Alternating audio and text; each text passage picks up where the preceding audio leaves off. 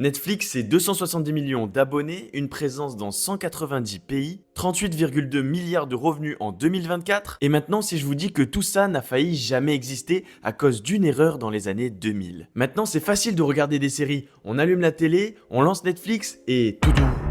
Parce que s'il y a des gens comme moi qui sont nés dans les années 2000, je suis sûr que vous vous rappelez des magasins de location de films. Et c'était un vrai bordel, quand tu voulais regarder quelque chose, t'étais obligé de te rendre dans le magasin pour chercher ta cassette ou ton DVD que tu trouvais jamais. Et en plus de ça, quand t'arrivais à le trouver, tu devais le regarder rapidement sous peine de payer en plus des frais de retard. Donc si vous avez jamais connu ça, vous avez énormément de chance et n'hésitez pas à remercier 2 personnes qui ont eu la bonne idée au bon moment. Je vais vous raconter la fabuleuse histoire de Netflix. Tout commence avec Reed Hastings qui naît en 1960 à Boston. Et croyez-moi, lui c'est pas le genre d'enfant à regarder la télé ou jouer avec des Playmobil, non, lui ce qu'il préfère faire c'est résoudre des équations. Diplômé de mathématiques à Bowdoin College, il décide de s'engager pendant 2 ans dans les Peace Corps, une ONG humanitaire. Destination l'Afrique où il a enseigné les maths dans une école. Et de retour aux États-Unis, Reed obtient un master en intelligence artificielle à Stanford. Et en 1991, il fonde sa première boîte,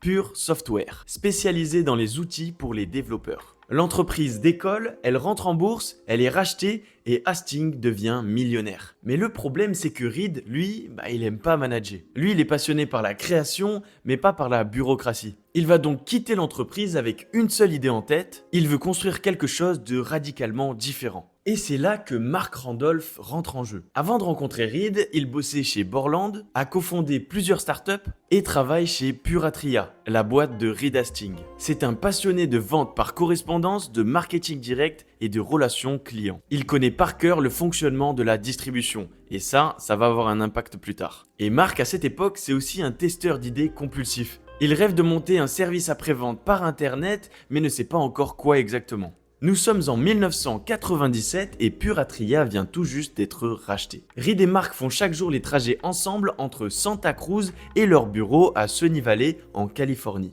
Et ça, c'est plus d'1 heure de route. Et pendant ces trajets, ils discutent d'idées, de projets et de business. Mark, lui, ce qu'il veut faire, c'est lancer un service de vente par correspondance. Il va donc proposer plusieurs choses. Des articles de sport? Non. Des cassettes VHS? Non, c'est trop lourd. Des CD, là, on tient quelque chose. Et selon la version la plus connue, ce serait Reed Hastings qui a eu l'idée après avoir payé 40 $ de frais de retard chez Blockbuster pour Apollo 13. Et il se serait dit, pourquoi ne pas créer un système de location de films sans pénalité de retard? Et Mark a rectifié plus tard, l'idée elle n'était pas venue comme ça d'un coup. C'était une série d'essais, de réflexions et de brainstorming pendant leur trajet. Par contre, ce qui est vrai, c'est qu'un jour, ils testent d'envoyer un CD dans une simple enveloppe Kraft, et devinez quoi? Ça marche. Le CD arrive intact, c'est donc possible. Et c'est à cet instant que Netflix est né. À cette époque, les DVD sont tout nouveaux. Le format a été lancé juste 1 an plus tôt, en 1996, aux États-Unis. Très peu de gens ont des lecteurs DVD. Mais Reed et Mark sont persuadés que ce format va exploser et que la location traditionnelle type Blockbuster va devenir obsolète. Et leur idée, c'est de créer un vidéoclub virtuel. Tu commandes ton film en ligne, tu le reçois chez toi par la poste, tu le regardes et tu le renvoies quand tu veux sans frais de retard. C'est une révolution à l'époque parce que Blockbuster, lui, se faisait des millions et des millions de dollars juste avec des pénalités de retard. Mark Randolph s'occupe du lancement du site, du design de l'expérience utilisateur et de la logistique. Il teste tout. Il loue 925 DVD, monte un petit entrepôt, met en place un système de stock, de files d'attente et de recommandations classiques. Et le 29 août 1997, le nom de domaine netflix.com est enregistré. Et le site ouvre officiellement en avril 1998. Mais le problème, c'est qu'au début, le modèle économique, c'est un échec total. Parce qu'à ses débuts, Netflix propose simplement de louer un DVD à l'unité. 4 $ la location, 2 $ de frais de port et un retour sous 7 jours. Et devinez quoi? Les clients oublient de renvoyer les DVD ou alors ils trouvent que les prix sont trop chers. Et en quelques mois, ils comprennent que ça ne marchera pas. Reed et Mark sont au bord de l'échec. Ils doivent changer quelque chose, mais quoi? Ils réfléchissent, et c'est là qu'une idée de génie leur vient. En 1999, Netflix invente le modèle d'abonnement. C'est un véritable décollage du projet. À partir de là, l'expérience utilisateur devient fluide et addictive. Les clients créent une file d'attente de films et reçoivent automatiquement le prochain titre quand le précédent est renvoyé,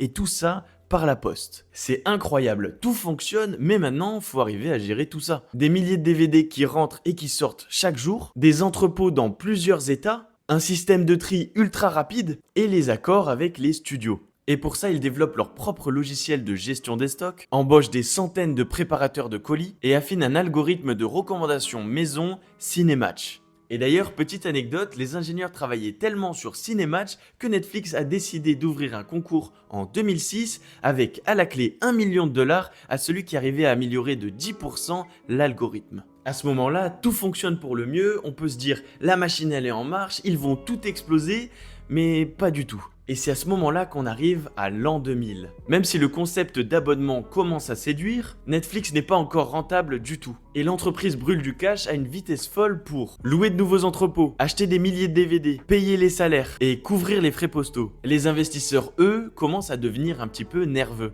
Et puis il y a un événement qui vient tout foutre en l'air, l'explosement de la bulle Internet. En mars 2000, la bourse, elle s'effondre, tous les projets tech sont vus comme des arnaques et plus personne ne veut investir. Et à ce moment-là, Netflix a plus de 50 milliards de dollars de dettes. Et Reed Hastings sait que sans levée de fonds rapide, la boîte ne tiendra pas l'année. Et il commence à envisager l'impensable, vendre Netflix. Et c'est à ce moment-là qu'entre en scène Blockbuster. À l'époque, Blockbuster c'est un monstre. Plus de 9000 magasins dans le monde, 60 000 employés et 6 milliards de dollars de chiffre d'affaires. Et Netflix à côté, c'est une petite niche qui loue des DVD par courrier. Et pourtant, Reed Hastings est persuadé que le futur est en ligne et pas dans des magasins physiques. Et il prend son courage à deux mains et prend un vol pour Dallas, au siège de Blockbuster. Il propose une réunion à John Antioco, le PDG de Blockbuster. Et dans la salle, on a Mark Randolph et Reed Hastings qui présentent leur vision. On vous propose de racheter Netflix pour 50 millions de dollars. On devient votre vision en ligne, vous avez le réseau physique et nous avons la tech. Ensemble, on pourrait écraser Amazon et tous les autres. Et là, il y a un silence gênant qui s'installe. Antioco les regarde et leur répond une phrase légendaire. Le concept de Netflix n'est pas intéressant, Internet ne remplacera jamais notre modèle. Et c'est sûrement la pire erreur qu'il ait faite. Mais bon, c'est un nom sec et c'est humiliant. Reed et Mark sortent de la réunion la tête basse. Mais avec une seule idée en tête, leur prouver qu'ils avaient tort. Et en rentrant, Netflix retourne à ses galères. Il licencie 30% du personnel pour survivre, Reed Hastings vend sa maison et il injecte encore de l'argent. Mais le plus important, c'est qu'ils tiennent bon. Et là, miracle, petit à petit les abonnés commencent à augmenter, le bouche à oreille fonctionne, le catalogue s'étoffe et en 2002, Netflix rentre en bourse et lève 82 millions de dollars. Et à ce moment-là, c'est le début de la montée.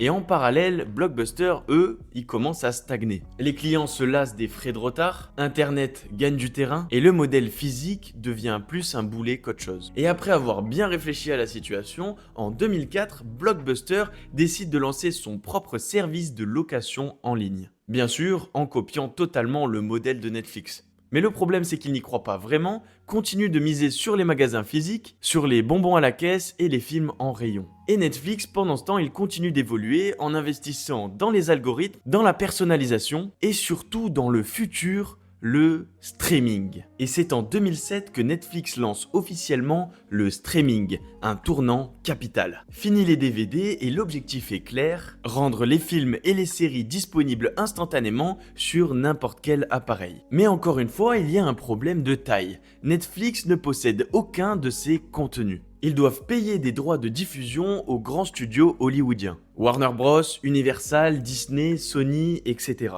Et au début, tout le monde rigole et dit « Oui, vas-y, prends mes vieux films là et essaye de faire quelque chose avec, de toute façon ça marchera pas. » Sauf que très vite, les studios ils vont comprendre leur erreur. Et en voyant Netflix exploser, ils vont totalement changer d'attitude. Ils augmentent les prix des licences, ils mettent des conditions plus dures, et surtout ils commencent à lancer leur propre plateforme de streaming. Et Netflix se retrouve dans une situation ultra dangereuse. Leur business repose sur du contenu qu'ils ne contrôlent pas. Et à cause de ça, ils sont à la merci de tous les ennemis potentiels. Et heureusement, Reed Hastings comprend très vite. Si on ne contrôle pas les histoires que l'on raconte, on est foutu. Et c'est là que Netflix fait un move de génie. Produire ses propres films et séries et devenir un studio à part entière. L'objectif, ne plus dépendre des studios, avoir un catalogue exclusif et fidéliser les abonnés avec des séries à fort impact. Et Netflix met 100 millions de dollars sur la table pour produire une série politique avec Kevin Spacey, qui est une star à l'époque, David Fincher, qui a fait la réalisation de Seven et Fight Club.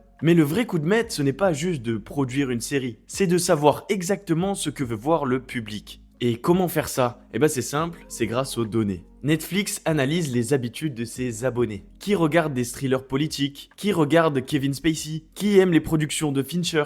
Et à la fin, Netflix est sûr, on a toutes les datas, cette série va cartonner. Et résultat, c'est un succès mondial avec 9 nominations aux Emmy Awards. Et c'est aussi la preuve que Netflix peut rivaliser avec HBO et les autres. Et une fois ce succès validé, Netflix va enchaîner. Orange is the New Black, Narcos, Stranger Things, The Crown, et plus tard The Witcher, Squid Game, etc. Et grâce à ça, chaque série devient un argument de vente pour s'abonner à Netflix. Les gens ne veulent plus rater la série du moment, c'est le fameux effet de FOMO, la peur de rater quelque chose. Mais Netflix, ils s'arrêtent pas là. Ils produisent des films, ils investissent dans l'animation, les documentaires, les productions locales dans chaque pays, et surtout, ils rachètent des studios et des réalisateurs en exclusivité. Et à ce moment-là, ils deviennent la plus grosse maison de production de contenu original au monde, dépassant même Disney en volume. Et tous ces changements, ils étaient vitaux pour eux parce que sinon, les studios auraient pu couper à tout moment, les concurrents auraient pu lancer tous leur propre Netflix, et surtout le contenu, c'est le nerf de la guerre au final. Quand tu vends un abonnement, tu vends une promesse, la promesse d'avoir toujours quelque chose de génial à regarder.